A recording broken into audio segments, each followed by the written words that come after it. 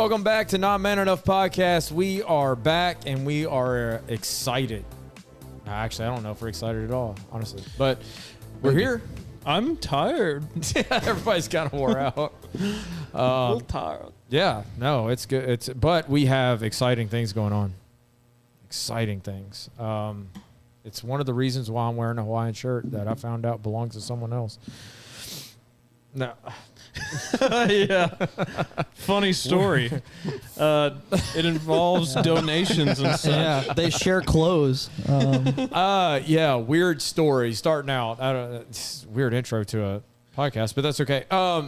Hawaiian shirt. I've always wanted one, and I was telling Jennifer, I was like, "Hey, go, like, if you ever see a Hawaiian shirt, just grab it." And so she goes to this fundraising garage sale for a camp for our church, and everyone for the church donated stuff to it. And so she goes and she sees 2 Hawaiian shirts. She grabs them, buys them for like dirt cheap. Sam gets to my house today and I'm wearing one. He says, you that's my shirt. And quite honestly, I felt really weird about it.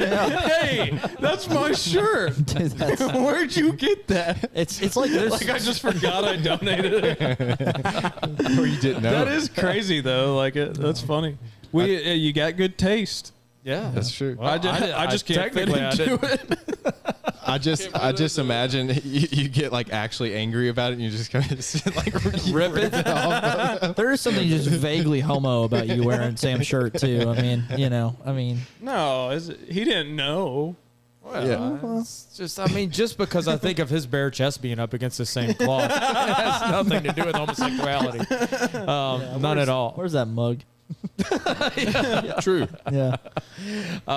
Anyway, That is funny though. it is. Funny. Anyway. It is really funny. I guess it's really funny. I don't know. Maybe it's not. I'm glad someone in need was able to get that shirt.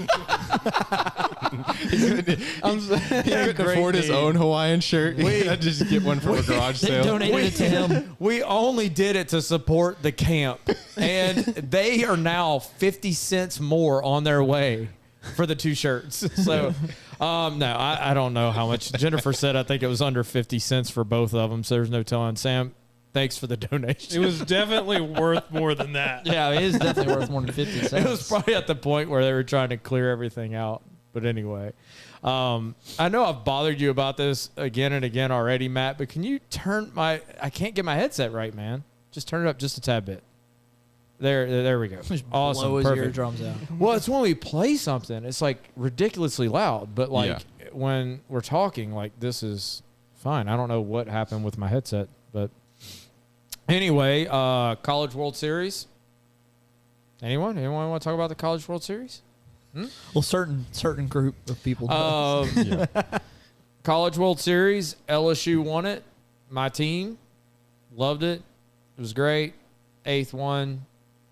But, I don't really have much else to say about it, honestly. 8th one? 8th national championship. Wow. But Since when? Since when did they win their first? the 90s. Okay, so Wow. recent. Yeah, that's good. It's quite a bit. Yeah. Wow. Skip Bertman was the guy that... Sounds like a fake name. It really, really It does. sounds like a detective from like a old like 80s movie. Skip Bertman. One of the... Actually, like it was so like shocking. I didn't even know what you were talking about for a second. Like I thought we had switched topics. Who's this guy talking? I was like, what brand is he talking about? For like, so I didn't know. It was Tell weird. me Skip Bertman does not sound like a baseball guy, though. Yeah, it It does. absolutely sure, does. yeah. Yeah. So He's like born to be a coach. yeah, what was really cool is like he's really old now. Like that's not cool. But I feel like he's on death's door. It's really cool. I mean he's not. Yeah, I mean I guess it's good. But they actually wheeled him out on the field to celebrate in a wheelchair, which Wheeled him out. they did. They had him throw out to wheel the him out. first pitch. But how awesome is that? That like the guy was able to Like on a gurney in a wheelchair. You're just like- a wheelchair. They can't get him to balance on the mound. He keeps rolling off. Put the brakes on. he's in one of those iron lungs. The pitchers. He actually can walk. But I think that they were worried about him walking on that. Okay. He's in an iron lung and just wheel him out there on it. Yeah. Well, yeah. that's not funny. But what are y'all, cruel? No. Oh, that's cool. Well, that's not funny. What the heck? Anyway, I think it's awesome. Not funny at all. That they seem to have they just keep it going, man. And the thing is everybody thinks that like LSU puts more money into their roster, like with NIL, and actually they didn't. There were, I think Texas spent more on their team. Of course they did. Even Arkansas spent more on their team. Yeah, it's because baseball actually has been good for them. Yeah, baseball's really good for Arkansas. Yeah, until we make it to I'll make it to the games that matter. to Nebraska, then they're just like, let's just not win. I truly cannot understand it. Like you're talking about like one of the greatest coaches in college baseball, hands down. Yeah, Van Horn. And they are there every year. Like they're at the end, they're either going to Omaha or they're almost in. They just seem to not be able to break through when it matters, because I don't get it. It's like they just fall apart at the end. Yeah, but they're a great team. Like honestly, I mean, they were a fantastic team, but just LSU just got the better of them at that. Which I will say, watching that, I mean, it was frustrating as wanting Arkansas to win, but also watching it was just impressive. Of like anytime a game comes down to like, a final hit or a final shot or whatever, it's like that's awesome. That's such a fun time. I love watching games like that because it's like that time where everything's hinging on the next hit, the next out. It's like that's one thing that baseball has is like you can load the bases, be down by 3, and have a chance to win the game with one hit. Yeah. Or go home. That's why I don't understand when people say, okay, baseball is like really boring. And I'm like, no, I don't think so. It can be. It can be. It's like it's kind of boring until the 9th inning. It depends on the game. It depends on the game. I mean, if you're talking about like Arkansas, the crazy thing is they threw only the 3rd no-hitter in Omaha history, College World Series. That's insane. Like you're talking about like they throw a no-hitter.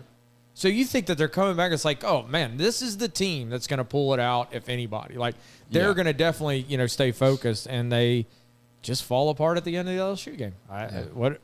A simple double play. A simple double play with the third base. base. Didn't it like bounce off of his like shoulder or head? Yeah, or something? but those one was understandable. Yeah, those kind of plays are forgivable. That's really difficult. Like people are just like, you just put your hand up and catch it. It's like the ball was like the one in the outfielder. It's going like 115. It was like 115 miles an hour off the bat. Like that ball is so flying. It's flying. Yeah, and your windy conditions. Like it's hard to see where it's going and stuff. But the one where the dude caught it and then threw the guy out at 3rd instead of throwing 2nd first. Is what they should have just done. He probably would have had a double play. It should have been the end of the game, more than likely, and forced another game. They would have had to beat LSU twice. LSU only had to win once because they beat them earlier. Yeah. But it's just crazy because now, to be fair, LSU made some of the same mistakes. Yeah. They actually were they could have turned a double play that ended up leading to more runs, and they didn't earlier. Same kind of mistake, honestly. He ended up grabbing it with the wrong hand, and it just was in a weird position. Yeah, I saw that one too. But anyway, it's all good. It's fun. Well, it's easy to say when your team wins. It's all good. It's all good. It's fun. I don't, another one under the belt. I used to get really upset. Like I used to be like obsessed with LSU sports but I used to let it bother me like really bad. And like now I just enjoy it, and when we win, I'm happy. But I don't like. I might be upset for the night and be like, "Oh man, we lost the opportunity." Yeah, but it's but not after like a few mad. drinks, you don't really care anymore. Man, I'm a drunk, so it's easy. No, I'm kidding. Maybe. Yeah, he's kidding. It's still. You said maybe way too serious. Maybe like that was not good. I haven't had any in a few hours. Right? Anyway. A lot going on in the world. I'm sure a lot of people did not want to hear about the College World Series, so it doesn't matter. But there's just a little bit going on in the world. So the U.S. Bombed Iran, which is something that we're going to talk about. Obviously, this is kind of old news at this point.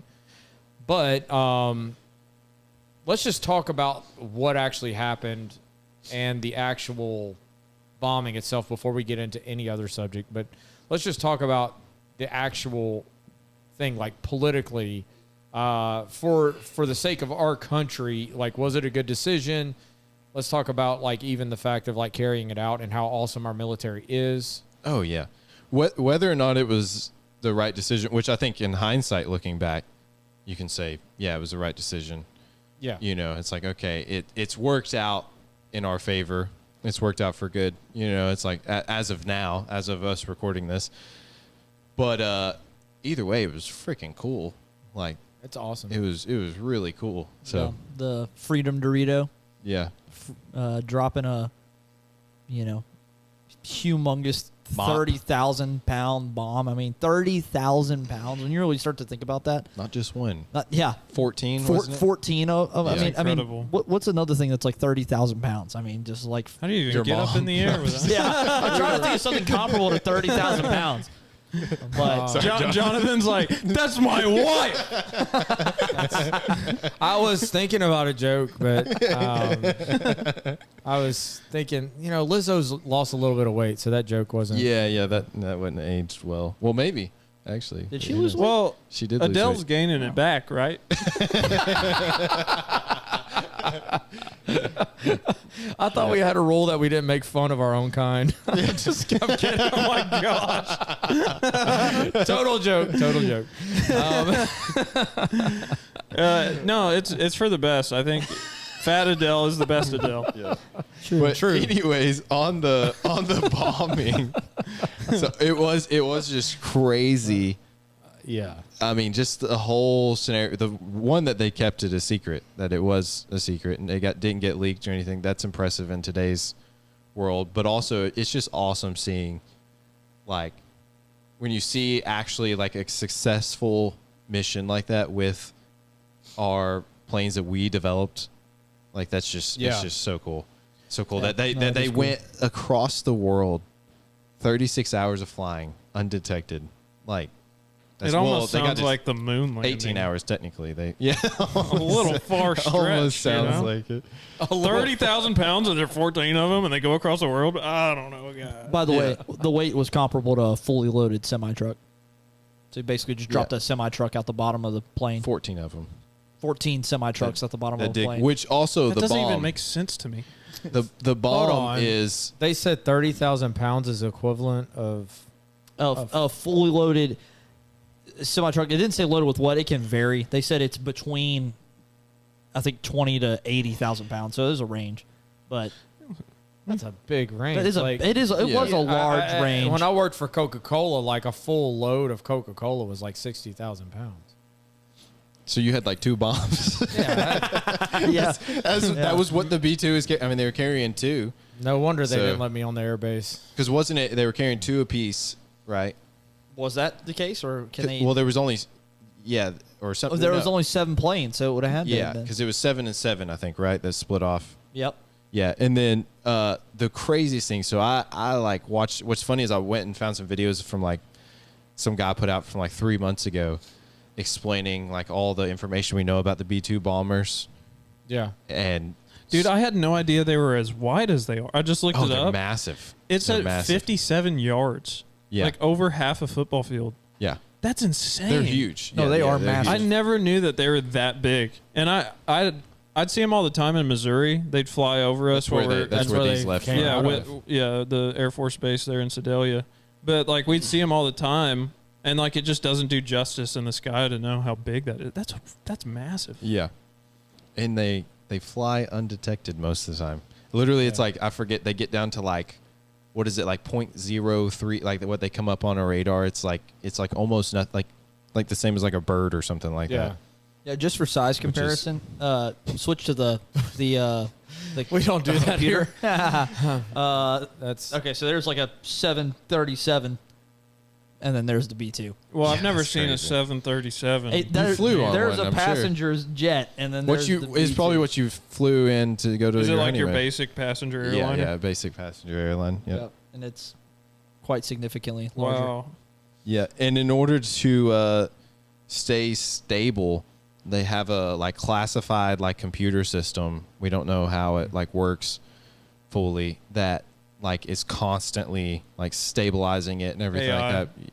Well, no, they were invented before AI, which they've been upgraded since their initial. Which makes sense that they would have to have that because that is a funky looking plane. Yeah, it wouldn't fly normal if they didn't. They had to create a whole new like. When were these system for invented again? It had to have been the 90s. Late 90s, early 2000s. Was it Lockheed Martin? No, it was another company that did it. Are they out of country? No, I'm no, just it was kidding. American. Yeah, they wouldn't have It done Is it. it the was- Chinese? January 1st, 1997. Okay, Yep. so it's Yeah. cool. Awesome planes. The fact that, which also just a massive flex that we could just fly. No, dude, it's awesome. We flew across a bunch of other countries and just like nobody knows. Nobody knows. We're just there. I think that it's just like the fact that we can hit our mark like from so high up in the sky and like also at the same time launch missiles from the ocean from our submarines, and all of them are hitting their mark within 15 minutes, and we time it out to where our bombers get out first before the last bombs drop, and all of them hit within. They said that the error, So precise. the That's margin crazy. of error as far as they're hitting for these bombs was 3 feet. 3 Crazy. feet. That's 1 yard. That's incredible. And they're Like- guided by literally, so they just fall with their own weight. So it's just gravity. And then And they they're- reach like over Mach speed, I'm pretty sure. Yeah, all the well, way they're down. 30,000 They're pounds, It's yeah. ridiculous. but Yeah. and they're aerodynamic. But it's just the the fins on the end that direct them. So they Yeah. use like they have like an advanced like GPS in them that guides them with. It's just You're using talking about the wind. bombs? Yeah, the bombs. Did yeah, you see those are that the- incredible. But like the fact that how they go underneath the earth or something. They like how many? They how can far go. down? They can go I remember seeing through something on that. 200 feet of concrete that is insane. Bunker busters. just off their weight, That's and so then they cool. blow up. Like, Did you wild. see the slow motion videos of I was watching some of them with you. when you of had them as they enter into the ground, like those fins fold in That's crazy. before it goes in, and you're talking about it's going at 600 miles an hour. That's crazy. Like I don't even like I don't know, man. It's just It's so cool. it is- Also- it is crazy. It is not for all the people. I see this everywhere constantly. It is not a Moab. It was not not. the mother of all bombs. That's not what they dropped. It was a mop. The mops. It was a mop. We not cleaned a them up. Moab. Yeah, we cleaned up. We cleaned up. Yeah, we cleaned house down there. We did spring cleaning. We got up under everything. But why am I blanking right now on what the MOP stands for? I can look that up. Massive Mass Ordnance Penetrator. I think so. Perpetrator. No, Got one of the. Never mind. something like that. I think that's Yeah. right. I'm gonna go with it. I know it's MOP. That's what I know. And I do. it's I not do the know Moab. it's mop. It is Yeah. definitely mop. Mop. Yeah. This is stupid. Anyway, was it right? Massive bomb- ordnance penetrator. You're right. Yep. I thought it was right. So Here's the thing with me. There's a lot of country, and I don't think like what we did was wrong, by the way, but there's a lot of countries that I don't want to have nukes. yeah, but they already have them. Yeah. I don't know. But you can't what you mean. name a country you besides North Korea that you don't want that doesn't. Well, North Korea already has it. Name a country that doesn't already have a nuke that you don't want having a nuke. That would be worse than a Middle Eastern country. The problem is yeah, also, but it's just what all I'm saying is like I don't know. What maybe you can tell me like what is the emphasis upon Iran? Iran, in my opinion, the reason why it's more important is that in that region, if you allow them to get it, it causes an arms race in that part of the world, which is the worst part of the world to have arms race. Because they'll use them. So yeah, because I mean you've got an ideology there that's terrible for one, and so what you end up with is well, if they have nukes, now Saudi Arabia wants nukes. Now everyone wants nukes. Now Afghanistan, now Iraq. Everyone's going to go after them because they've been allowed to have it. Plus, you also have and we're going to get into this, but our ally, which is Israel, we are allies with them, is they're under constant threat. What does Iran say publicly? Is death to America, death to Israel, death to Israel, death to America. However you want to say it, they include both. They hate us no matter what. And so it's the thing is... Hate us because they ain't us. Yeah, I mean, so it is...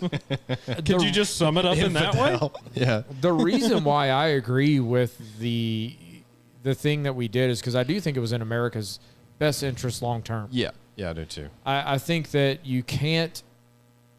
A lot of people, I think, are looking at it short term and saying, well, why would we do this? This is has nothing to do with us. 6,000 miles away. I keep on hearing that. Yeah, but you're talking about things that change whole regions, and that does affect us. Yeah, that's a stupid argument because Russia's the same. Russia. You can make an argument for Russia. We They're had on the arms other side of the world. ICBM doesn't have a. People don't realize it doesn't have a limit. It can reach anywhere in the world back to within 45 minutes. We flew a plane there. You think they can't get if they have the capabilities to develop a nuke, they have the capabilities to develop a missile that will hit America, and they would. They would. And if Iran didn't, all right, they would sell it to someone who would. For the people who say we know that they would at least hit one of our allies in the region. Yeah, for sure. I mean, the UK, whoever, someone. For the people who say Israel, for sure. For the people who say it's only 6,000 miles away, an ICBM that a nuclear warhead would travel on typically travels at speeds of around 15,000 miles per hour, or Mach 23 at burnout. That's okay. crazy. Yeah, reaching speeds of Mach 18 to 25 in that range during the mid-course phase. That is insanely... It doesn't matter if it's 6,000 miles away at that point. They can well, go over. the problem is that people would say that Iran does not have that. And it's They don't. true. They don't. They don't yet. But you know who does? China.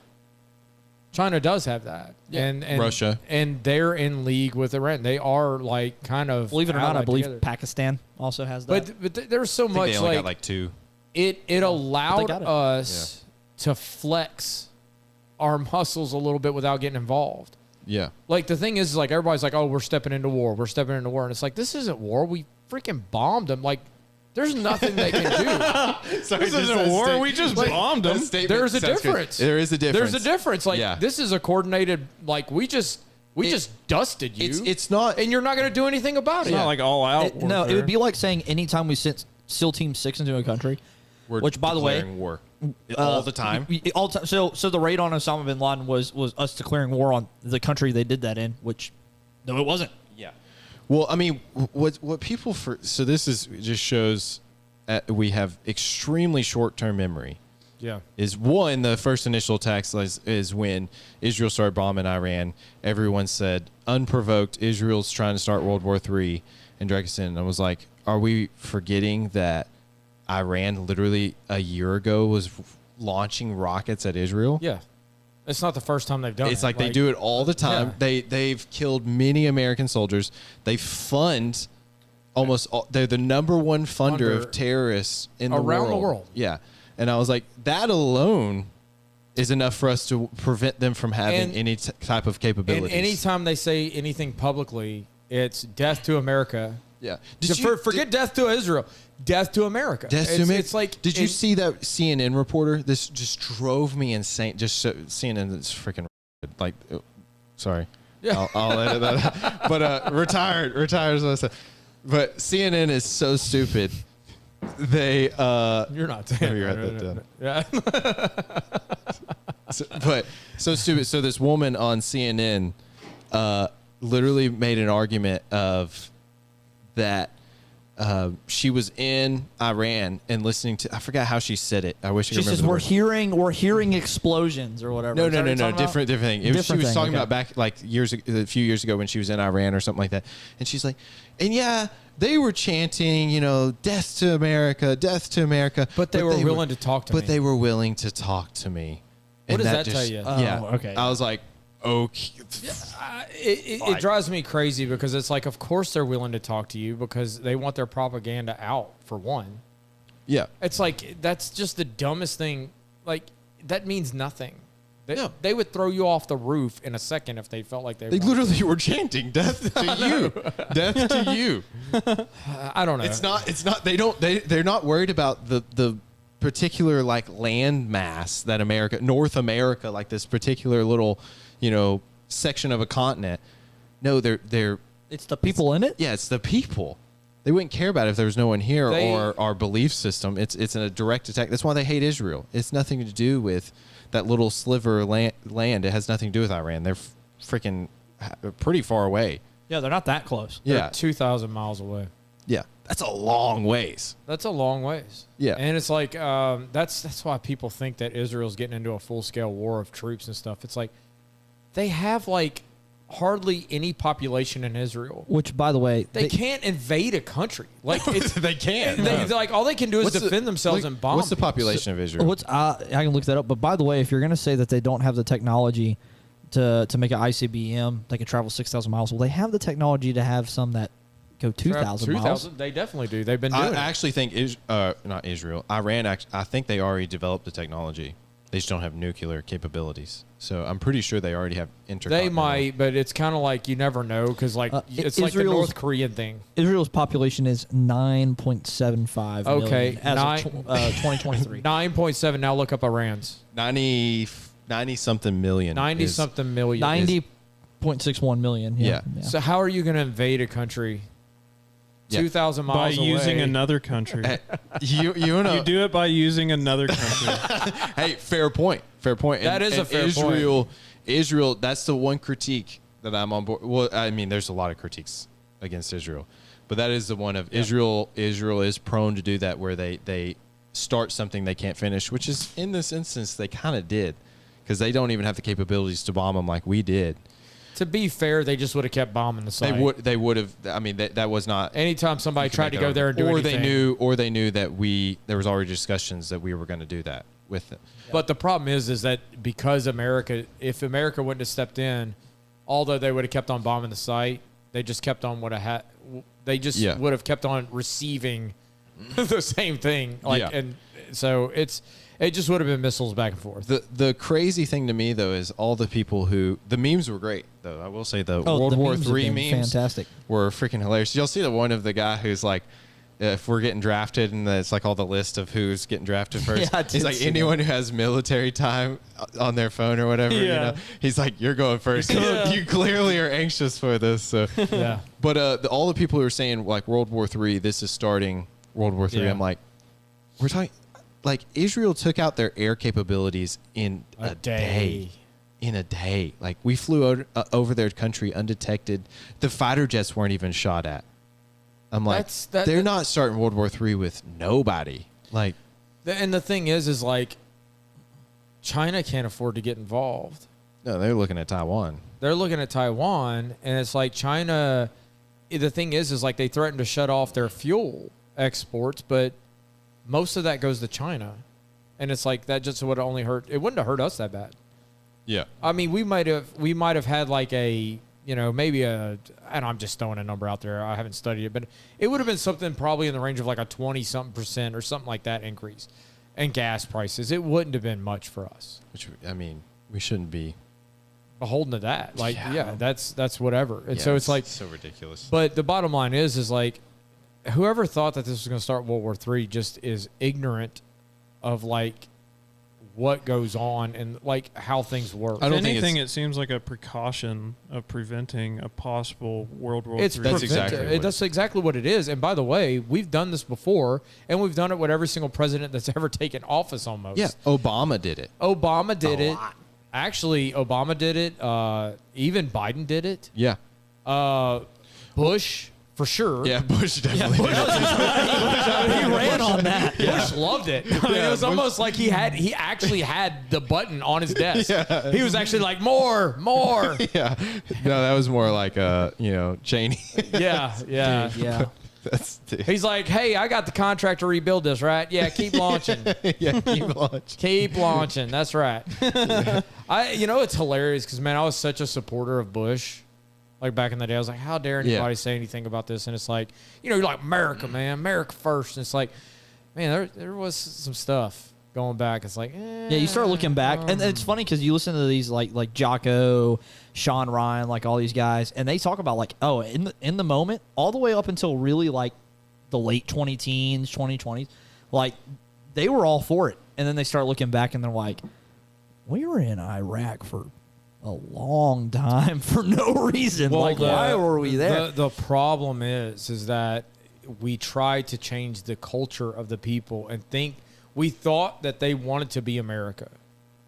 That's part of the problem. And that's part of the problem is like these countries, they might envy us in some ways. I'm not going to say that they don't. But they don't envy us in the ways that like we would think. No. Like it's not that. Money was also a huge motivator in that. Yeah. And I mean, obviously Walmart was a big influence. Like they kept trying to build a Walmart over there in Iraq, and it wouldn't last. Yeah, McDonald's. Yeah. They didn't understand how to shop at Walmart instead of their markets. Yeah. So. Well, they kept blowing them up, so True. Yeah. Every time you're like down the aisle, you're like ask a worker, "Where's the rice?" And they're like, "Allahu Akbar, Allahu Akbar," and they're like, "I'll just find it myself, thanks." And then they never go home. So you know. I think that sand. I'm just kidding. Just sand. Just sand. He just says sand. Those stinking sand. What was it? Oh, the one of the things. Did y'all see where Iran put out like? So they cut off like a lot of their like population's access to certain internet and stuff like that, and then they put out when they launched all the missiles into thin air. Yeah. At the American bases, and then they put out that they like utterly destroyed. We've obliterated their base. And they didn't even hit. Like one missile didn't even hit. I'm like, dude, that's hilarious. You know that Trump just literally went, like rolled his eyes, like and just was like idiots, like freaking idiots. I don't know, man. I think that it's been like I was impressed with Trump. Like, yeah, I was too. Honestly, like, at first I was like, I'm not sure that I'm like excited. Like, I was always for the move because the opportunity was a good opportunity. We never would have had the opportunity to go in there with, like, Israel did all the bombing for us and just set us up. And it's like, all we got to do is go drop 14 and then we stabilize an area of the world that hates our guts. Like, and we take that out. Like, I don't know. Like, I mean, it's like, how do you not take that? I think it would have been, like, bad. I think that it would have been a bad move by the president not to take the opportunity. So what's going on with the situation more recently where, like, Israel kind of did something that Trump didn't like? What happened there? That was like the next day. Like the next morning. Yeah, the next morning. They started talking about ceasefire, and well, they had a time period of, like, you got, like, 12 hours or something to wrap up your like missions that you're already like, if planes are already in the air and stuff like that. Yeah. It's like you got so many hours. Intention is to wind down, start, Yeah. So this is finishing up. And it's not a new thing. Like someone pointed out, and I thought this was a good illustration, is like, it's not good. Like this is bad for the countries that are involved. But like in World War I, even when like they were negotiating peace, there was like more deaths during those days than like a big portion of the war, because the countries were like, okay, well, this is our last chance. Let's get as much land as we can because they're going to draw the lines where we're at. Yeah. So there was actually like mass casualties during those days, which is not good. Like you're like, you should be wanting peace, But so you can play the clip of Trump if you want. But so yeah, Trump got mad because I guess Israel they were still like launching stuff at each other after they. And I actually like this from Trump, and I know a lot of people are offended by the language used here, but like, I think it hits home the point. I mean, I don't know. Like, I'm not saying that I would go out and I say think it's this, the first time a president's ever said Daddy this. was angry at his kids. Yeah. Did you see that? Oh, Are you referencing? Are you that? referencing? Sam isn't. I like subconsciously because I know the video that you're talking about. Or some clip. I will pull Yeah. that up after this. And we for I sure. don't know if Sam knows what he's. I think just I've seen the accidentally clip. I think he's just being prophetic. I said that in my own thoughts, but I know what you're talking about too. I wasn't thinking of that when I said that. Cool. All right. I'm still pulling up that clip after. Yeah. All right. Yeah. Israel, as soon as we made the deal, they came out and they dropped a load of bombs, the likes of which I'd never seen before. The biggest load that we've seen. I'm not happy with Israel. You know, when I say, okay, now you have 12 hours, you don't go out in the first hour and just drop everything you have on them. So I'm not happy with them. I'm not happy with Iran either. But I'm really unhappy if Israel's going out this morning because of one rocket that didn't land, that was shot, perhaps by mistake, that didn't land. I'm not happy about that. You know what? We basically have two countries that have been fighting so long and so hard that they don't know what the doing. Do you understand that? You like the way that he leaned in to say it? Yeah, he did. Very confidently. Make this clear. Make this clear. I mean, I know. Look, I'm not saying I'd say it. I'm not saying that it's good that our president says that. But I mean, the man's not a Christian. Well, hold on. And not that I don't know. It sounds like I'm trying to like.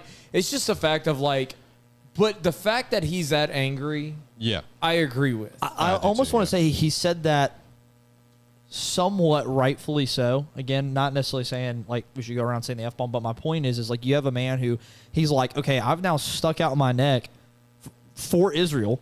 Yeah. Because basically what happened is Iran essentially told us / really asked us, hey, we need to save face here for our people. Can we please launch some missiles at you? And you know, please. And Trump essentially just allowed that to happen, and we shot all of them out of the air so that they can then go to their people and be like, oh, we attacked America back. It's even now.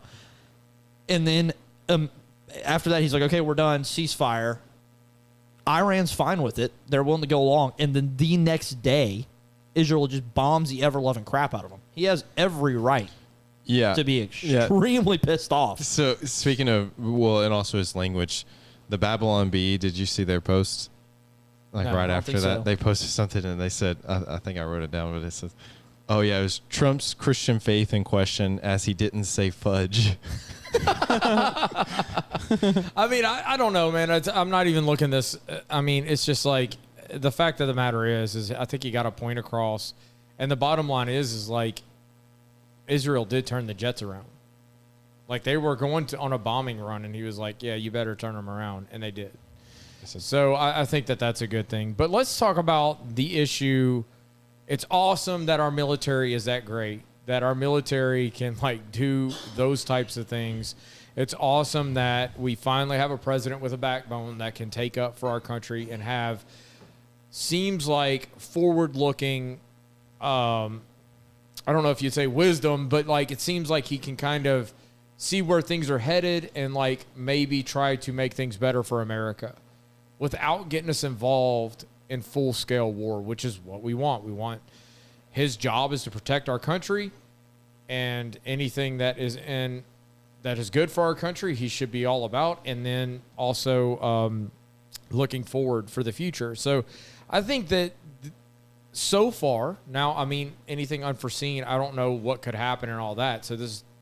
But so far, I think he's accomplished that, and I think he's doing well in that. But now let's talk about it from a Christian standpoint. Let's move on to that. Mm-hmm. Well, actually, real quick, I couldn't find the clip of him being called daddy, but I found the clip of him reacting to being called daddy if we want to watch that. Yeah. I've not watched this yet, so I have no clue what it is. Uh-oh. Oh, Got it? Sorry. Mark Rutte, the NATO chief, who I've seen this, is yeah. your friend, he called you daddy earlier. Do you regard your NATO allies as kind of children? No, he likes me. I think he likes me. If he doesn't, I'll let you know. I'll come back and I'll hit him hard, okay? No? But do you He did regard- it very affectionate. Daddy, you're my daddy. That's the one I was like. I thought of. That's great. I don't even know what to make of that. Honestly, like, Daddy, I'm your daddy. it's so funny. It's so awkward, but it's The hilarious. Steven Crowder, them reacting to it is so funny the other day. Yeah. So if you Yeah, it was listen funny. to Steven Crowder, you should go listen to that. Yeah, that's good. But the thing is like there is something that I think that as Christians, especially politicians that are confessing Christians, that I think really are Christians. I think someone like Ted Cruz is an actual Christian. Now, we would disagree on many theological things, I'm sure, but I think he's probably legitimately a Christian. But I think that there is a danger in some thinking towards the people of Israel and towards how we should think of Israel as a nation now and how we should think of the Old Testament in light of the New Testament. Mm-hmm. And so I want to talk about that. And because there are some dangerous things being said, in my opinion. I'm all for the fact that we bombed Iran. And I'm all for the fact that we have Israel as an ally in that area. I think it strategically for America, I think it's good. Yeah. I think it's good that we have that. It creates stability over there. But at the same time, if we're going to make a biblical argument for whether we should support Israel, the nation now, militarily, Yeah. You want to play the clip? let's play the clip because I think it'll be a good starting point, and on then we can interact with it. YouTube trend. Yeah, which one is it? The one with Tucker Carlson and Yeah, Ted Cruz. there's two of them. It's in the title. The one where they look like babies? No, that was No, just for fun. that's hilarious. That was though. just for fun. I mean, if you wanted to play that one, personal. You could start with that one if you wanted to play it. That one's personal. Don't. How many people live in Iran, by the way? I don't know I don't know what's up. Oh, sorry. Hold on. the population at all. No, I don't know the population. You don't know the population of the country you seek to topple? How many people live in Iran? Not even 2 million. Okay. That's so funny. How could you not know that? All right. Do the other one. Yeah, let's go ahead and pause that. Hey, We- let's go ahead and just stop the recording. Okay. Oh, wow. Yeah, we're back. All right. No, yeah. Cover yourself up. Go Yeah. back to Let's All right. switch shirts. So, yeah, I now have that clip. yeah. Yeah. So you got that clip I've now. got it. I've got it. You We're want here. to change shirts? Is that what you said? What if we just change shirts midway? I'm like, and then at the end, I'm like, I got my shirt back. But it doesn't fit right anymore. Like the buttons are kind of popping. So, all right, you. yeah, I've I'm got just it. spilling over. All right, hold on. Let's take that back down. The picture in picture. All right, so let's. Play the Ted Cruz video. Right. Okay. Now Yeah. switch back. Wait, who was talking to begin with, though? It was y'all. We're recording now. Let's just go. Yeah. Okay. Growing up in Sunday school, I was taught from the Bible, those who bless Israel will Okay, I mean, be blessed, and those who curse Israel will be cursed. And from my perspective, Amen. I want to be on the blessing side of things. Of those who bless the government of Israel? Those who bless Israel is what it says. It doesn't say the government of it, says the nation of Israel. So yeah, that's in the Bible. Pause it for a second. Okay.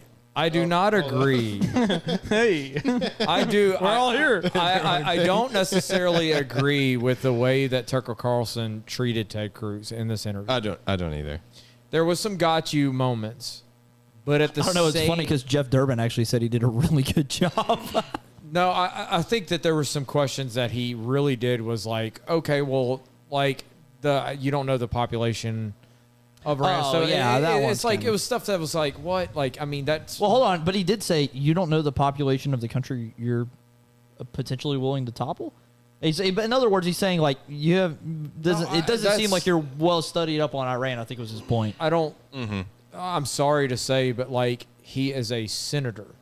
Oh, I'm like He's not making I'm with you on that. I'm just saying that's his train of but thought. why do I need to know about a country that's about to not exist anyway? If he would have responded that way, that would have been hilarious. But it was in like the clips I've seen. I haven't watched the whole interview. It was a little bit of It was a little bit of got you. No, a little bit of got you. But Tucker's kind of like that's just how he is. That's a lot how of he times. is. Sometimes it's necessary. He comes off as like I like Tucker Carlson, but a lot of times he comes off as kind of snobby and like a little bit pretentious. So Yeah, that's all I'm saying. It's like it wasn't like the best interview in my opinion. I think that there were some areas where like anyway, but on this part, I think that he's pretty accurate in the sense of challenging this because it's like, hey, I'm a Christian. I want to know. That's what he ends up saying, right? Yeah. But anyway, it's like, okay, so you say that the Bible says that it commands us. do you want to finish? Go ahead and finish playing it. Yeah. Sorry. As a Christian, I believe that. Where is that? I can find it to you. I don't have the scripture off the tip of my. You pull out the phone and use the tip of your what? Use the you're Google. quoting a Bible phrase. You don't have context for it and you don't know where in the Bible it is, but that's like your theology? I'm confused. What does that even mean? Tucker. I'm a Christian. I want to know what you're talking about. Okay. Where does my support for Israel come from? Number one, because biblically we're commanded to support Israel. But number two, Pause it. Pause it. Oh, that makes me cringe. That's cringy. Okay, so we're commanded to take up for Israel, and we're supposed to. In let's get this right. He's equating blessing Israel with bombing on their behalf militarily. Yeah. That's Okay, a so dangerous path to follow. That's a dangerous. Now, if he wants to say, look, we need to bless. I mean, honestly, like, hey, let's try and be a blessing to Israel, whatever. That's another thing. If you're talking about like just sending food and support, we're talking about bombing militarily, and even that is like, okay, let's talk about what Israel is. How about this?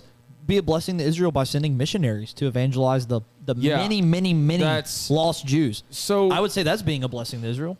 let's talk about this because in America we have been raised, and maybe Trent, you can look up really Trent, quick. he raised you like this. Maybe you can tell me. I thought you were about to say. I thought you were about to go there. I was like, where are we going? I raised you this way. What No, do you think? You're a test subject. I wanted to see how you'd turn out. What happened to our screen back there? I don't know. I don't know. It went down. I don't know. There's too many. Here's a Too monitor. many tech issues today. Here's a monitor. There's a blank monitor. Here's a behind y'all. monitor for you. I don't Pretty know. cool. That's we'll Photoshop something in there. That'd be cool if we could. I'm gonna Photoshop what do like you- a what- endless Sam, just like Yeah. reaching through. But what I want you to look up when dispensationalism actually became 1800s. it's 1900s. 1800s. Okay, and here's the reason why. It's not because I want to dog on people that are dispensationalists. It's not because I don't love fellow believers that are dispensationalists. Most people in America have been raised that way, and there are many great men that are dispensationalists that are better men than me that I appreciate and I highly respect. All that being said, I've got it. let's when did it come about? It says dispensationalism as a systematic theology emerged in the 19th century, primarily through the work of John Nelson Darby and the Yeah. Plymouth Brethren. Darby was born in 1800. So my point is that this theology that we as Americans know for the end times in Israel did not come about until the 1800s. Now, does that mean that it's absolutely wrong? No, that does not disprove it fully. But we have to understand that this is a newer system to look at the Bible through. And the point is that it's just it is not it's not consistent with Scripture. It's not even so much like, okay, this is something that just came about because, they'd say the argument, well, no, they figured it out and came back to it. They reformed back to dispensationalism. I've heard them say that. Yeah. But it's like, just look at what's going on. Israel now is not the same Israel in the Old Testament. Okay, in the Old Testament, God, it was a theocracy. God at the head of it, leading them. It was a special geopolitical case in history, in redemptive history, in biblical history. And now, what is the state of Israel now? It's not that whatsoever in any sense. So any passages that we look at in the Old Testament that are speaking to that specific thing. And then we're trying to sort of paper mache the Israel now and plaster it onto what the Old Testament says Israel is, and it just doesn't fit. It doesn't work. Yeah. I think that the issue is that he's taking these, whoever blesses Israel will be blessed, in the Old Testament. Now, there are many promises, and there was an old covenant, which was, that Old Covenant literally means Old Testament, right? I mean, that's where we get Old Testament from. And in the Old Covenant for Israel, the thing is that if they did the things that the other nations did, they would be expelled from the land. And we actually saw that a couple different times within Scripture where they were actually exiled for a little while and brought back. But there was a final time in Jesus' time where he speaks and he talks about, hey, the axe is laid at the root of the tree. John the Baptist said that, I think. It's like the judgment's coming. There is like, in other words, y'all have not kept my commandments. You have not kept the covenant. And you are to be expelled just like everyone else from the land. Now, I know that sounds so like nowadays everybody thinks that's anti-Semitic. And that's so terrible to say about Israel and stuff like that. I'm speaking scripturally in the way that Jesus talked. Is that the blood of this generation, all the bloods of everyone killed from the Old Testament till now, till Jesus, is on the head of this generation. And then you read Jesus, not one stone will be on another.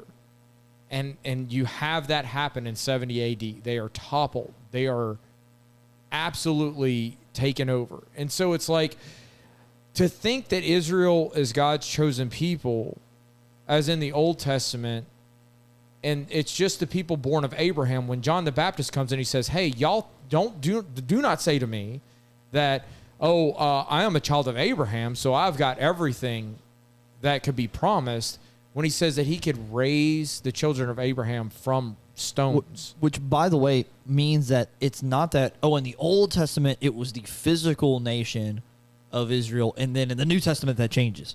No, it was the children of faith. Yes, it was the those faith of faith of Abraham. The whole time. It's not replacement theology. I mean, you could call it fulfillment theology. That's what we always call it, is fulfillment. It's not replacement. It's fulfillment. And that's the thing, is like, let me read just a few verses. Because to me, there's a lot of verses that we could go to, but to me, this hands down is one of the best in the New Testament. And the reason is because look at how it talks about Israel and the promises of the Old Covenant, and then how it talks about us as Gentiles now. And I'll read it. It's in Ephesians 2. And it says this, and I'll start in verse 11. Therefore remember that at one time you Gentiles in the flesh, called the uncircumcision by what is called the circumcision, that is, by the Jewish community, the ones that were circumcised, you were called uncircumcised, which is made in the flesh by hands. Remember that you were at that time separated from Christ, alienated from the commonwealth of Israel, and strangers to the covenant of promise. What promise is he talking about? He's talking about the new covenant. The new covenant was promised in the Old Testament to come in the future and be giving to the people of God. And it would include the Jewish people also that believed in faith, but it wasn't only for them. He's now saying that we have entered into that covenant, that new covenant that was to come. So here you got Gentiles saying that, hey, in the past, in the Old Testament, there was a chosen people, Israel. Now you have been brought in, although you were out of this covenant, you are in the new covenant, and you have been brought into the commonwealth of Israel, having no hope and without God and in the world.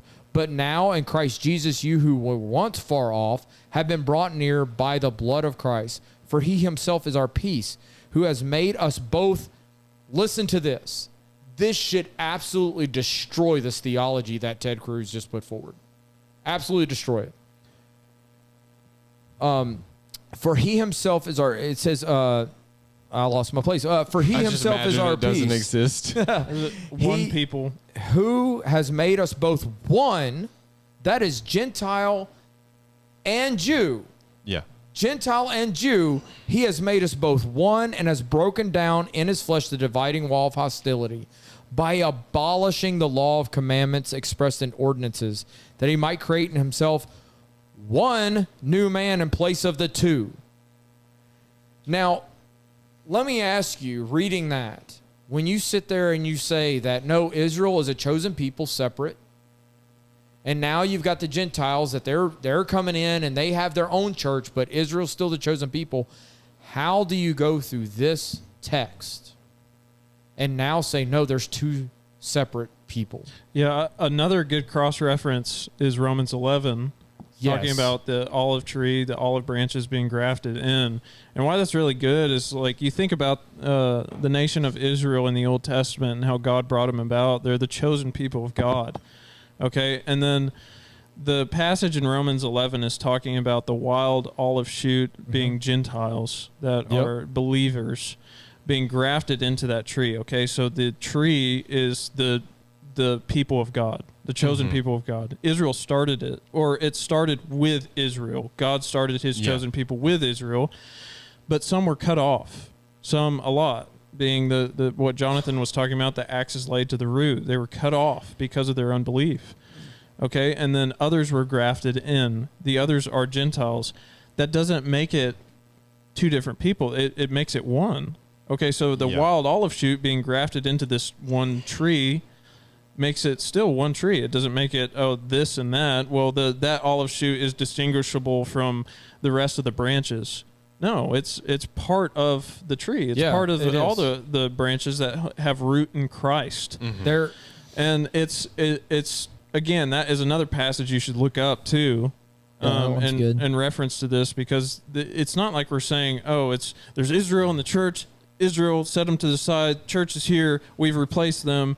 That doesn't even make sense. And really, it's just a straw man argument that dispensationalists put up towards, like, people that believe in covenant theology or believe in the Bible. No offense, but that really, I mean, we don't just have the passage from Ephesians 2 to go off of. It's like it's the all rest the of New Testament. The rest of Scripture. I would argue Galatians it's all in well. the Old Testament. Yeah. The Old Testament promises that prophetic. It points to the Gentiles being brought in the Old Testament. Yeah. And when you apply the lens of the New Testament, which we have, and you go back and you look at the Old Testament, and you see exactly how it was fulfilled, and exactly that gives you it's like, oh, the Gentiles were promised to be brought in the Old Testament. And in this way, all Israel will be saved. That's what I was looking at, is because that is what people point at is in 11, that's actually the argument of dispensationalists, is Romans 11, is they go to that term and they say, and in this way all Israel will be saved, as it is written. You know, and it goes into Old Testament, but he goes, just a partial hardening has come upon Israel until the fullness of Gentiles has come in, and in this way all of Israel will be saved. The issue is that what he is saying here is not that, okay, Israel, there's two separate churches in a sense. Like, there's the chosen people of Israel and there's the chosen people of Gentiles. He's already talked about how they've been grafted into one another. He has just broken down that wall of hostility. Yeah, exactly. and so this is the same Why author. are we thinking that? Yeah, this is the same author that wrote Ephesians. And so why is he saying that? And in this way, all of Israel will be saved. As it is written, the deliverer will come from Zion, and he will banish ungodliness from Jacob. And this will be my covenant with them when I take away their sins. Now, let me ask you, as Gentiles, have our sins been taken away? Yes. The whole point is that in this way of grafting in the Gentiles and all of us being one man is how all of Israel will be saved. The New Testament talks about the new Israel. we are the true Israel when I in think, Christ. yeah, when I think of Israel in these terms that Paul is talking about, I want to think in terms of what is he saying based on everything that he said before in this chapter. When he makes that statement, Yeah. he's making the point that Israel is the people of God, whether you're Jew or Gentile. Okay, Yeah. because it's always been associated with that. Israel is the people of God. Yes. Now, all Israel, all Gentile and Jew will be saved. This is the way that God has always intended it to be. Now, it makes no sense for us to go back and throw out everything that, all the foundation work that he has put down to get to that point and say, it's like we're just throwing it out and being like, well, yeah, but it says all Israel. It's like, yeah, but he just explained that we're one people. It's interesting that Paul also talks about how there is no longer now a Jew, Gentile. I mean, it's like There's no that- distinction. He there- literally says there's no distinction. it's like We're in Christ. We're in Christ, the true Israel. In fact, the only distinction that you can make, like, let's go back to your branches, the example you're using. They're for the Paul's branches. Paul's branches, whatever. Yes. The only distinction you can make is not from They're Christ's Is not from branches. Thank yeah, you. there you go. Is not from They're God's branches. They're the Bible's branches. But the distinction you can make is not the wild olive shoot and then the that was grafted into the branches. The distinction you can make is the branches that were completely cut off. They're no longer apart, like at all. Yeah. Like they And it's interesting. They've been done away with. Well, he does say not to be arrogant because they can even be grafted back in. And the point that he's making is by faith, if Jews back in the first century when Paul's writing this were to come out of the old system and believe upon Christ for their salvation, they would be grafted back in. At that moment, Israel was now rejected in the sense of the nation because they had rebelled. And I know that this sounds, maybe I'll even disagree with this terminology that I'm about to use, but I think it's accurate, and hear me out. At that time, when Israel rejected their Messiah, all of the Old Testament's pointing towards this Messiah, this one who was going to fulfill all things, and you've got all these promises, and Jesus shows up, the fulfillment of it all, and they reject the fulfillment of all the Old Testament promises, which is found in Christ. They now became an apostate religion. Yeah. They became apostates. They were no longer part of the religion. If you are a practicing Jew now, you do not have the salvation that was promised in the Old Testament. It's only found in Christ. I mean, I hate to say it that way. Like, y'all, I know a lot of people will be offended, but it's just fact. It would be unloving to say it any other way. You have to come to Christ. And I find it interesting that Paul, at the end of 11, it causes him to praise God. Because it's like, who could think this up? It's like, who could think about bringing in the Gentiles and all this coming together? And he praises God. He says, oh, the depth of the riches and wisdom and the knowledge of God. How unsearchable are his judgments and how inscrutable his ways. For who has known the mind of the Lord, or who has been his counselor, or who has given a gift to him that he might be repaid? For from him and through him and to him are all things. To him be glory forever. Amen. He praises God when he comes to this. Yeah. Like talking about how the Gentiles have been brought in, we've been grafted in, and all of Israel will be saved. It should create praise. And so it's like, the bottom line is not that we're against the state of Israel, not that we're against Jews. We want everyone to be saved. And that's the point. So let's take this biblical concept and now say we have to support Israel as a nation now, as a geopolitical nation. And say, no, that right there, we have to always be on their side. And if we're not, then we're not blessing Israel, so we will actually be cursed. We will receive the curses of the Old Testament as a nation that does not support Israel. Yeah. What if Israel's doing something evil? Yeah. Yeah, that Like, I mean, it's just like we don't have to always support geopolitical.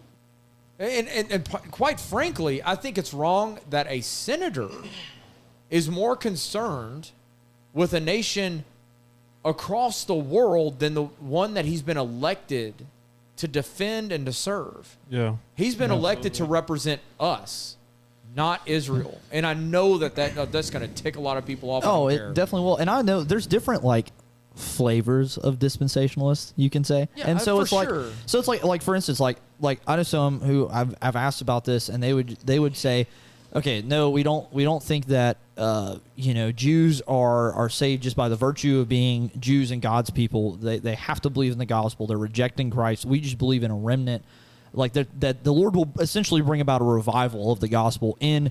I don't have a problem with that. I And guess actually what? think that could happen. I think it could happen too. And their that view, their thought process in that doesn't lead them to say, so we should go to war for Israel and do all this stuff for Israel and we need to military action. They're not bringing it to that conclusion. That's one kind of side. And then there's the Ted Cruz side where it's like, oh, and even was it Robert Jeffers who actually, I can't remember who. I think it was him. That sounds like him. He's a heavy dispensational. He texted Donald Trump. Oh, yeah. I was about to bring that Texted him up. on his cell phone. I know that you will do the right thing in reference to Israel. So you have people in the president's ear encouraging them to take military action based on their unbiblical view of Israel. Yeah, I have some. So in that, what that pastor said is one of the things he said, and I actually wrote it down because I He's thought from it Dallas. was so stunning. Is he says if we oppose Israel, we oppose God. So but that if we goes back oppose Netanyahu, we oppose God. That's where, and this comes to the confusion, and I to be gracious with Ted Cruz and stuff like that. I think it's just an ignorance. I think it's a lot of these people. It's just an ignorance, and it's this confusion of because Ted Cruz can't explain theologically. That's where Tucker Carlson is pushing. He got him on He that. can't explain theologically who Israel is, and I like what you said, Jonathan. And this is what I mean. A lot of people were pointing out is. Well, Israel, the nation, the state of Israel, has done bad things. Yeah. Is currently doing bad things. Look, I pulled this up the other night for you. I think we were talking about it. Is Israel has a very large gay population. They're very pro LGBTQ. Yeah. So it's like, okay, if we oppose that, are we opposing God? If we oppose them, say, let's just hypothetical. What if they just started launching nukes at other nations or whatever, just because they're like, we're fed up? Yeah, and it's really like are we opposing God at or that let's point? hit close to home. What if I oppose the rejection of the Messiah? Yeah. Am I now somehow in a weird way? If you're wondering why I was almost relieved to hear, and this sounds weird because I'm not saying that it's right that the president of the United States dropped the F-bomb. I don't want to hear those comments if you're going to send it to me. I'm not saying that. But it was a relief to me to hear him say that. This is why. Because he has people like Robert Jeffers in his ear. Because he has these people that are claiming to know Christianity well and say that you have to. And then he stands up and says, no, Israel, you're not going to bomb anymore. Why? Because it's in the best interest of the United States of America. That's why I like that comment. And that's why I was relieved to hear it. And I think he genuinely believed it was in Israel's best interest at that point, too. Look, I really do believe that. And I don't mind even saying the concept of blessing God's people as a nation will bring blessings upon that nation. I'm not against that type of terminology. I'm not saying I'm exactly right in all that. But what I'm saying is like, if you want a nation to be blessed, it is probably a good thing that you bless Christians. That's God's people. That is the Israel. And so it's like, if we would want all countries to bless Christians, including Iran. That's the thing about it is like, are we concerned about the Christians in Iran? There's God's people in Iran being persecuted right now. Are we as concerned about them, or are we just like not even thinking about them and just thinking about Israel, which rejects God? Harshly so. Like, and now there's Christians in Israel too. Don't get me wrong. Yeah, well, just a point on that of the Christians in Israel, they are somewhat persecuted too. Oh, for sure. They are. They're spit on. So, They're beaten. yeah. I mean, yeah. And, It's and almost- we just pass over that. Are it's they almost beaten? like it's almost like I a. think they do get beaten sometimes. I feel like Christians that I think. Well, You're like, yeah, sure. No, no, no. I think they do. No, no, no. no, they do. No, they really Yeah, do. I mean, they do. I know It's not- I know it's a guy who has gone to Israel several times in missionary work, and he's like being chased down the street by people Yeah. threatening to beat him. It's almost like this form of dispensationalism that we've been talking about, where they, you know that you have to bless Israel, this geopolitical nation now in modern day, even though it has no connection to the past Old Testament. Anyway, blah blah blah blah. It's almost like a Stockholm syndrome. Mm-hmm. It's like you're getting abused, like time after time by these people, and it's like. And I'm not even talking about the sort of missionary relationship to people that hate the gospel. I'm talking like you're unnecessarily going out of your way to help people that you don't even have to help in this specific way. Yeah. So for instance, it's not just it's not just being spit on too. Like you're going over there and saying, "Well, I must bless them and help them." It's the people that are at their homes here in America, in the South or something like that, mostly the South, it seems like, but that are sending money to Israel.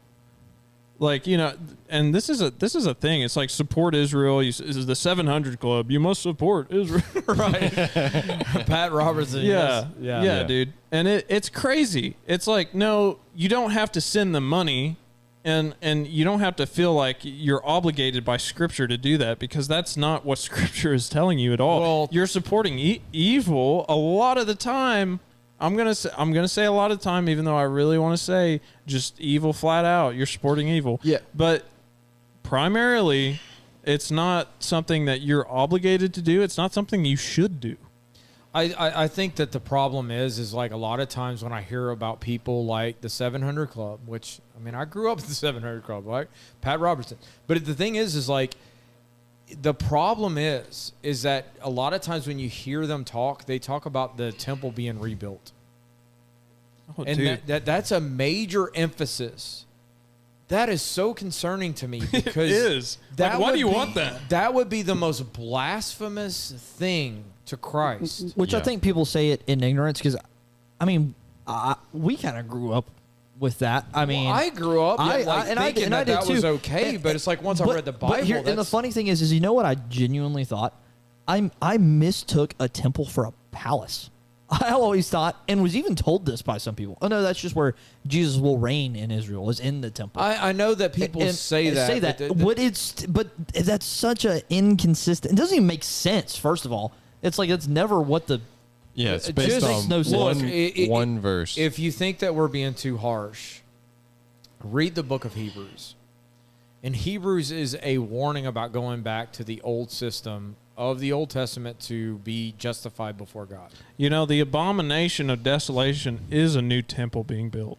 That's an all-male take on it. Hey, and one thing, like I said, I think a lot of this comes from Luke would say that's when the army surrounded also, and the temple was destroyed. Like, so it's like there's so You're many taking things. this way too serious, Jonathan. I know, No, I'm just kidding. I'm sorry.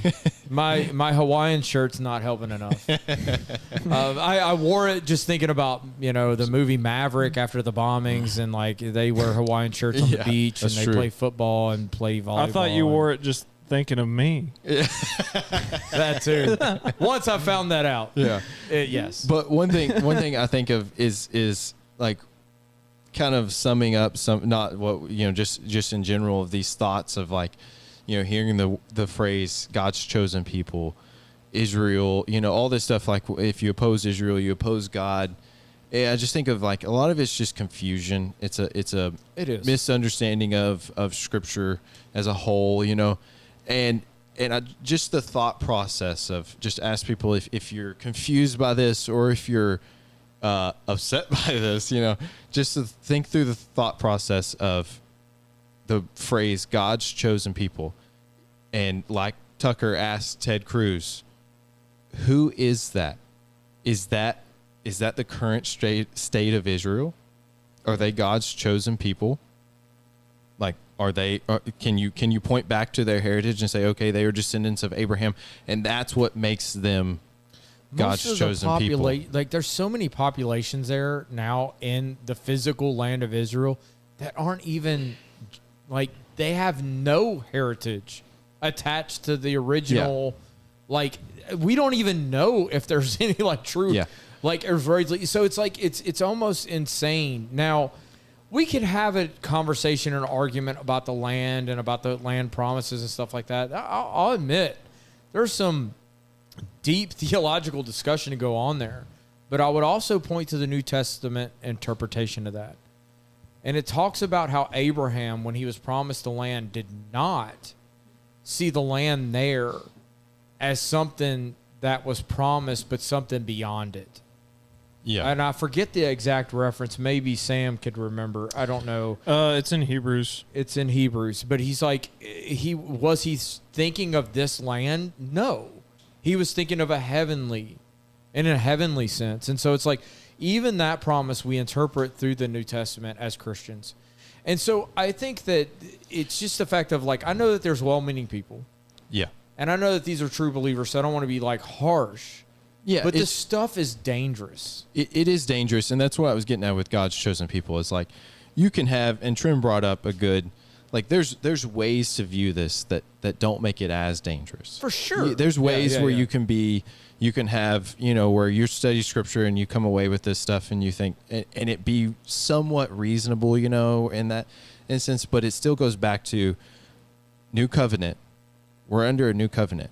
Those who reject Christ are not in the new covenant. They're not. And that's the only covenant that saves. And that's the only covenant that saves, exactly. Yeah. And look at how Christ talks about his people. Look at how all the New Testament, even the Old Testament, but how it talks about God's chosen people. Yeah. And it's like, and then you, like, think of it, you're creating two categories for that. It's like, well, what happens to the ones that reject Christ? Like, somehow they're still God's chosen people, but they're not. And I was talking about this. We don't have to play the clip, but, like, Jeff Durbin was discussing this on. He did a podcast.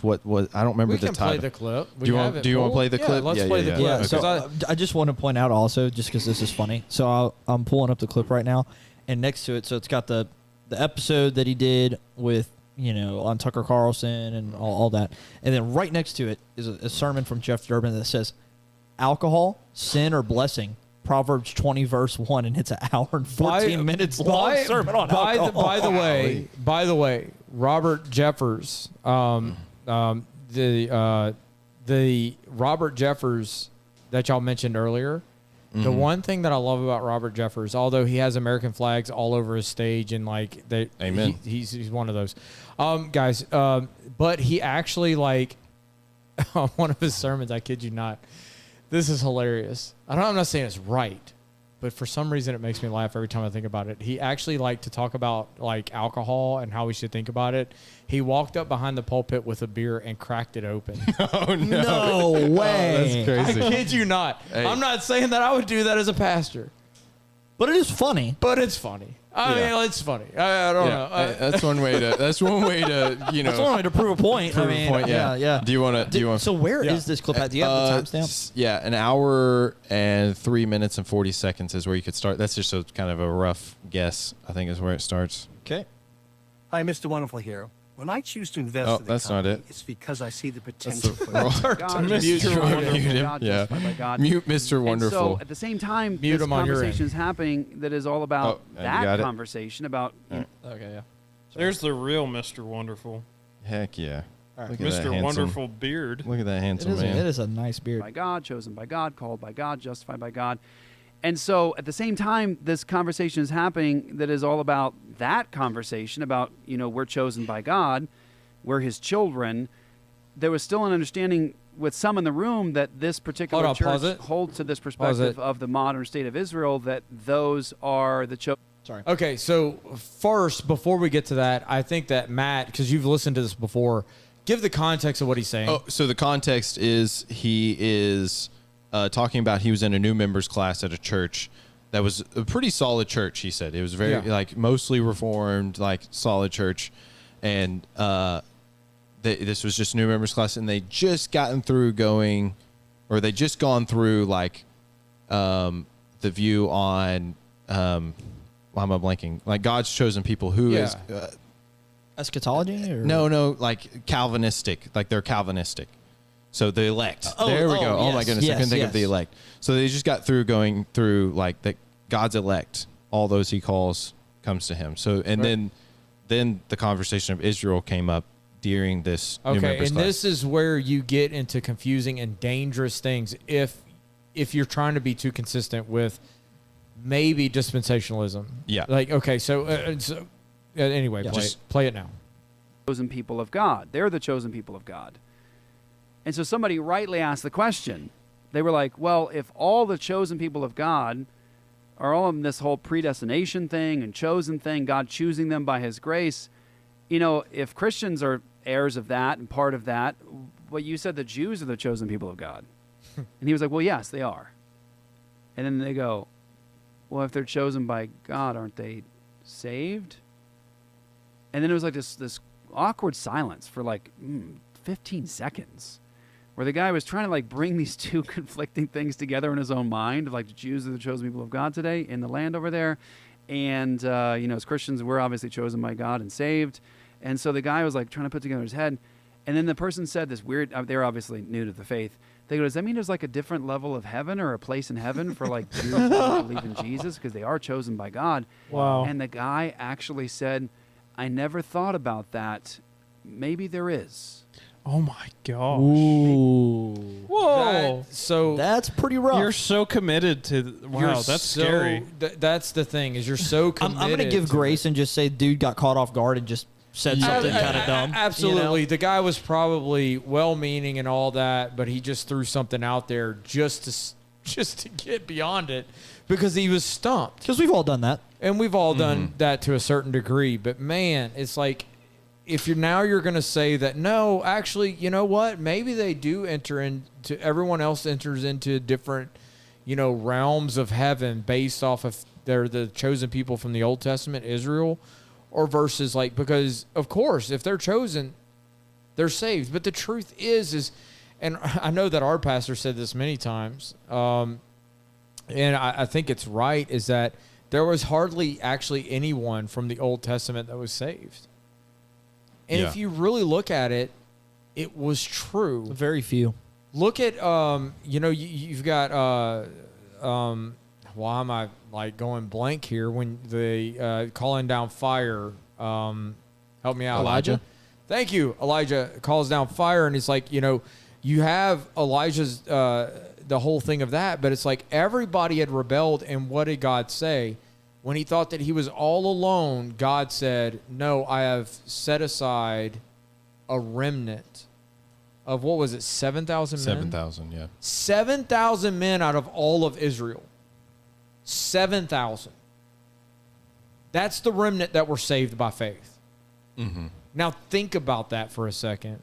And now look at the history of Israel from all of the Old Testament. It actually wasn't like all those people were saved just because they were the people of God. They weren't. They were exiled. They were rejected. Remember the covenant of the Old Covenant. Remember what it said. Blessings and cursings. Blessings if you keep it. Cursings if you don't. Now I want to ask anybody out there. Did Israel in the Old Testament or Israel now or in the New Testament or ever keep those terms? Yeah, I think the Sermon on the Mount decimated decimates that, and it just goes to show like that answer. Like I said, gracious with that guy. He doesn't name him or anything, but it's he caught off guard. But still, so the conclusion from that, like the people in that class walked away with going, "There's two ways to salvation. There's either you're born of Abraham physically, and I follow the law." And then I get into some kind of purgatory type saying, and that's what I was getting at earlier with this. I wouldn't even say purgatory. He's just talking about different levels of heaven. Yeah, but it's kind of leans into that almost of like okay, well, they still get in because they're descendants of Abraham physically, and because they keep the law. I mean, that's the conclusion. That's how you'd have to conclude. Because just because the Old Testament is clear, just because you are a descendant of Abraham doesn't mean Right. you're getting it. You know, it's like you must keep the law. You must keep the law perfectly. Yeah. I mean, it's like blessings and, didn't. cursing, and they didn't. And it's like that. Look, remember that God was the one that exiled Israel in the Old Testament. Yeah. It was God. Read Jeremiah, please do. Like, in the crazy thing is if you read Jeremiah, I would challenge anyone that's upset right now, go read Jeremiah, and realize it's in the context of the people being disobedient, and he even names the reasons why they're disobedient. And on top of that, then go read Jesus' words in the New Testament. Read all 4 of the Gospels, and you will see the same terminology that Jeremiah used against those Israelites in those days, and you will see the exact same terminology used by Jesus to Israel in those days. And Jeremiah was pointing towards an exile. That was judgment against them, and now you have Jesus coming and saying, I'm the fulfillment. This is over. Temple's being destroyed, everything.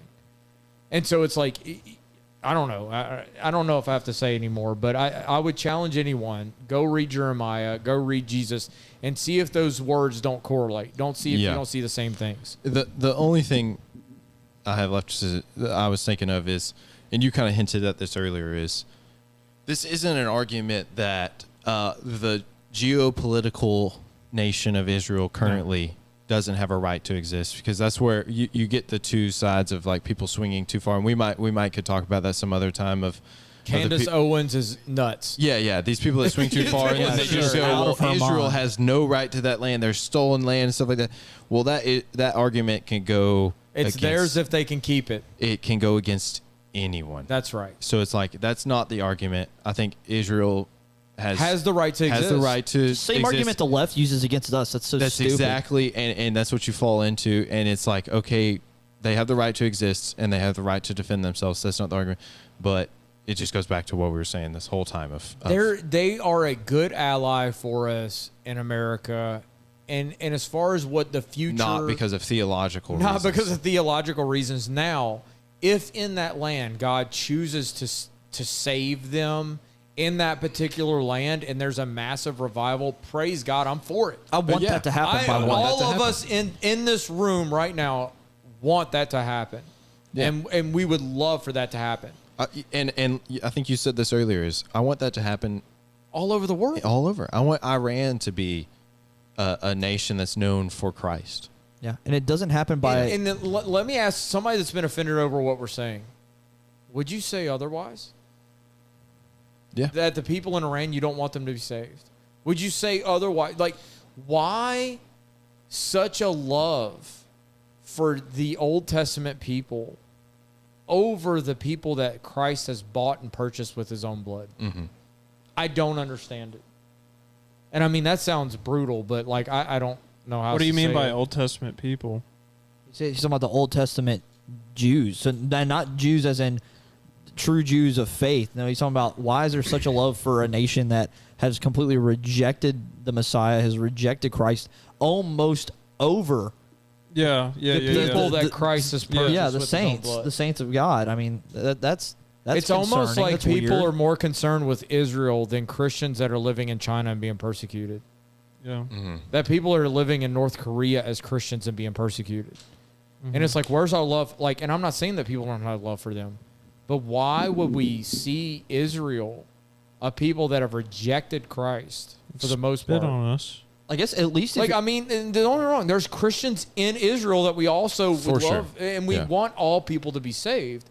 That's not but the point is why Israel over everyone else? You know what? If you hold this view, then in my mind, I'm like, well, instead of being so concerned of backing them militarily and all of this, you should be praying more than anyone for the salvation of the Jews, sending missionaries more than anyone else to Israel, doing these types of things. Instead of getting excited when they have the red heifer appear that they can go,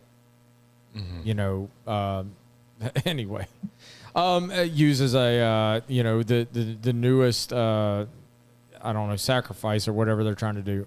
Anyway, I don't know how to end this because I would love to have a segment that ends on something funny, but like I don't know what we have. Anybody got anything funny? We can goof off about What was the PSAs. We can do. what was the funny thing that we PSAs. were gonna do? Oh yeah, you want to funny do the PSAs, yeah. PSAs? The PSAs. Yeah. Do you got any?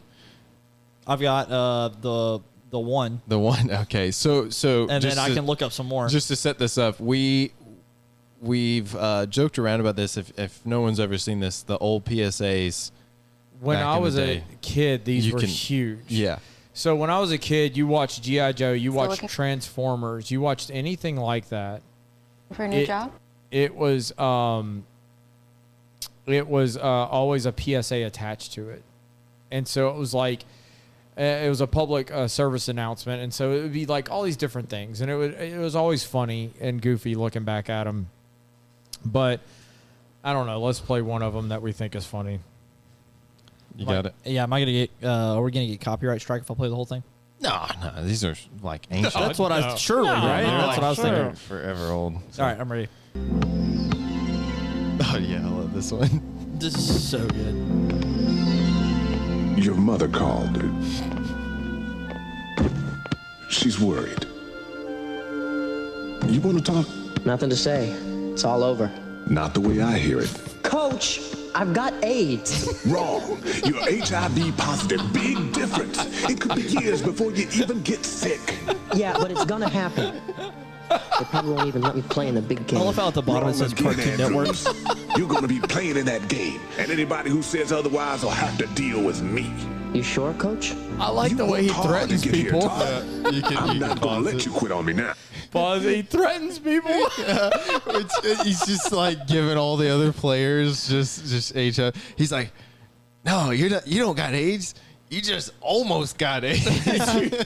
I mean, the funny thing is back in these days, like I said in one of the previous episodes, we were scared to death of AIDS. It wasn't cancer. It was AIDS, man. Yeah. Like, I mean, you could catch AIDS from breathing.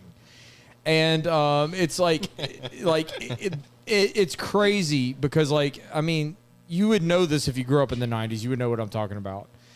But it's just hilarious that, like, the one thing that you actually would be concerned about is blood getting blood mixed in, which is like contact sports. Yeah, that's why everybody's that's scared of Magic the one Johnson. thing that you would be concerned about. Okay. And, like, that's what's hilarious is in this, he's like, nah, you're going to play and you might bleed on them, but that's okay. Don't worry, you got HIV, not full AIDS. Like, don't worry about it. Like, it's just so funny, and to think like that's supposed to be like uplifting to people who have AIDS. So this one's, I mean, definitely humorous, but more so just wild when you pair it with kind of what's going on in our day and age. So this is from the 1950s. Oh, nice. It's an old. You found one from the 1950s? Yes, I did.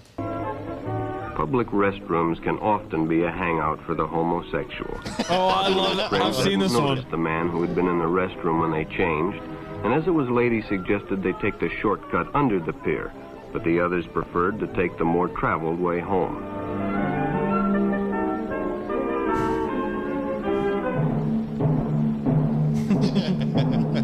It's the homosexual. Watch out. Really, though. They were onto something. Yeah. We need more of this and less of the When Bobby LGBTQ recognized stuff. the stranger as the man in the restroom, Hey, the Trent, I'm shortcut gonna under the pier share didn't one. I'm seem gonna like a text good one idea to at you. all. If I can. Hold on.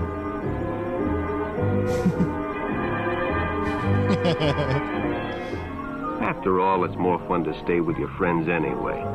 Bobby had made a wise decision. It True. may have saved He did his make a life. wise decision. One never knows when the homosexual is about. He may appear normal, and it may be too late when you discover he is Dude, mentally I ill. actually love it. I wish things were still like this. You're gonna miss the end. The end is the best part. Oh, okay. Go ahead. This is the best part. It may be too late when you discover he is mentally ill. So keep with your group, and don't go off. Yeah. No, like that's legit. That I guess either aged well or didn't age well. Age well. No, more yo, true now like than- you agree, like that's good. No, well, no, I'm not like, disagreeing. I No, feel like- none of us are like saying. No, I'm saying aged well as in we should take note if they're saying, I'm. You tell my seemed kids- unsure. There's a whole Are you best hiding out of- under bridges, Matt? There's a whole best of G.I. Joe PSAs. The G.I. Joe ones are hilarious. Let me see. Okay, I got one more, and then I'll play the one that you sent me. I haven't seen this one, so this is kind of no telling what this is going to be. Let's cut to the chase. I found a joint in the basement.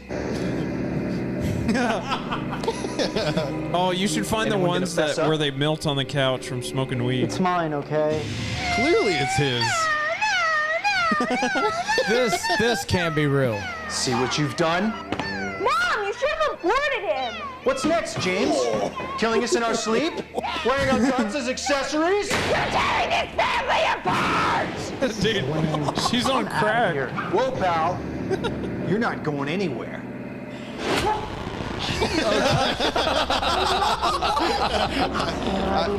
Okay, this has to be fake. It's There's fake. no way. We say that. I could tell. You say that, but then what Sam was talking about of They've had PSAs in the past of against marijuana during the drug war, right? Like Reagan administration stuff. Oh, for sure. Where they would like melt on the couch and stuff. Yeah. Be like, I wish I didn't smoke that joint. Yeah, and they would be like they would become like zombies. This is your brain on drugs. Yeah. That was the one that was big when I was a kid. So I sent one to you, Trent, and I haven't watched it.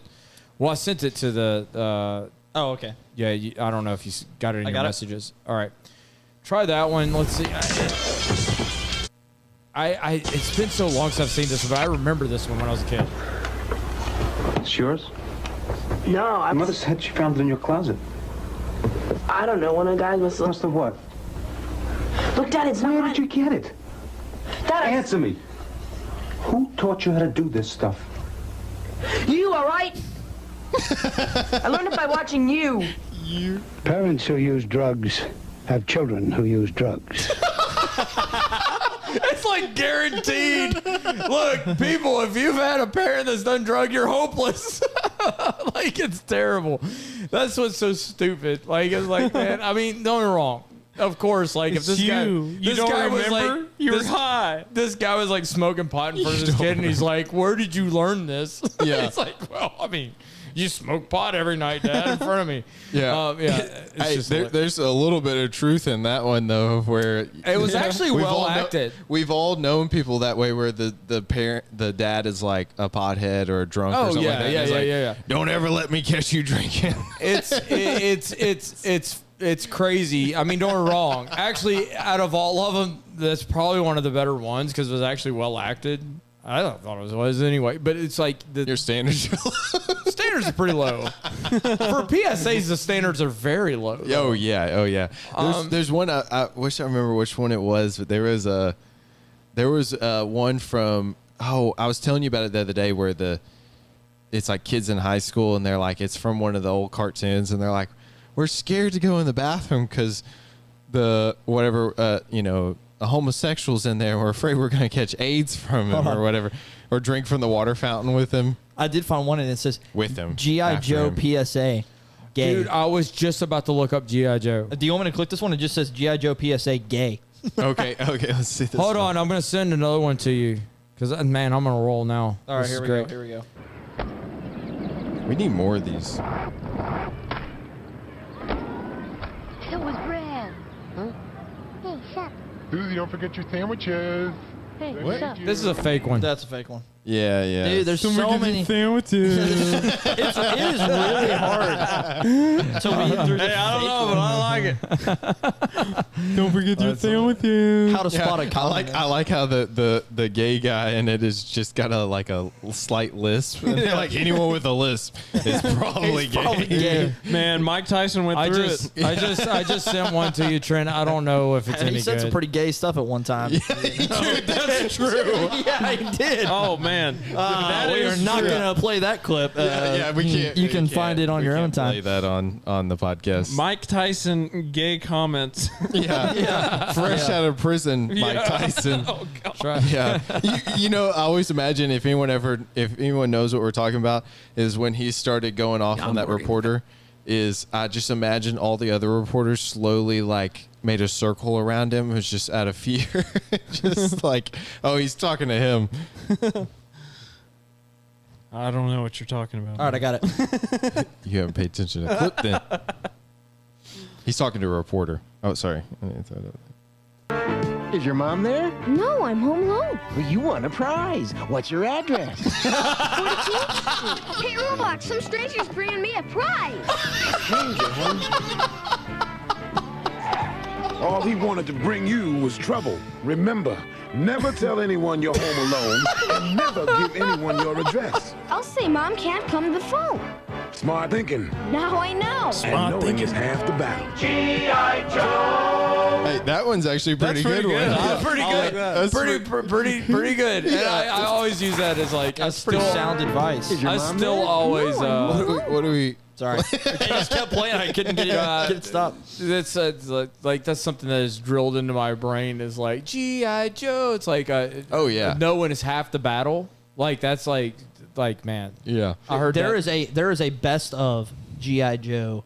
I don't know if we have the time to go No, through we the don't, but I'm just best saying of. it exists, which is hilarious. Yeah, dude, that's awesome. Whenever I think of PSAs, honestly, it is G.I. Joe. Yeah. Like as a kid, like it's like, oh, here's one. Let's try this. I'm gonna send you one more, Trent, and we're gonna do this one. Well, there's one we're gonna play after we're done recording because I know we'd have to edit this out, but it's okay. Well, I hope it's real. Let's try this one, and we will see what it is. Maybe we will have to edit it because I did not check it. So let me send it to you. Hold on. That's all right. That's all right. Let's just play it. See what happens. Let's try this one. Well, in that case, then we're going to play the one that I want to do.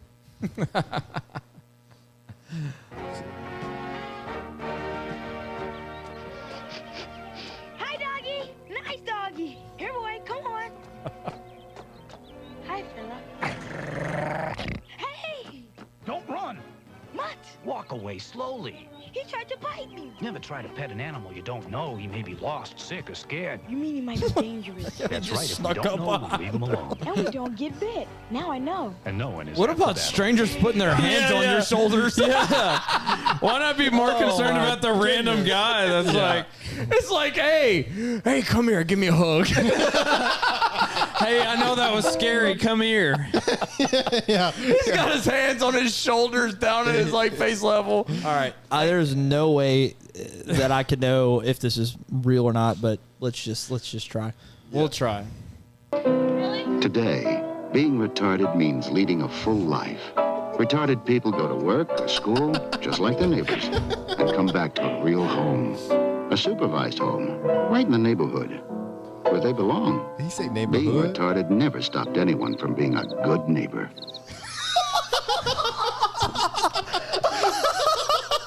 That's good. That's a good find. And I agree with every bit of it. I mean, Actually, They're the true. dogs, Yeah. man. They're the golden dogs. retrievers. I'm yeah. so happy love that 'em. one was real. It might have been my favorite. that might have actually been real, but that was before my day. Yeah. Obviously. 80s is what it said. It said 80s? It That said did that not came look out like in the 80s, 80s, man. I mean, it wasn't until like later when they started You know what's funny? changing the Like, medical she term. didn't even look that, Gifted. retired. Yeah. She didn't look Retired. that retired. Yeah. Yeah. Anyway. We didn't say it, but it did. Yeah. It Anyway, wasn't you us. can refer to it in the. I mean, that's a medical term. So. Yeah. Yeah. Anyway, let's close this out because we went. I don't know. What's our timestamp on this? A long time. Okay. Well, let's close it out. Long All right. Well, I don't know if we need to play the outro, but yeah, there it is. That's what I like to hear. Anyway, The end. the end. Have a good one. Join us next week. Like, Yep. share, whatever, all the stuff you're supposed to do. As Joe Biden says, you know the thing. Like, comment, subscribe. You know that thing. The thing. Do that.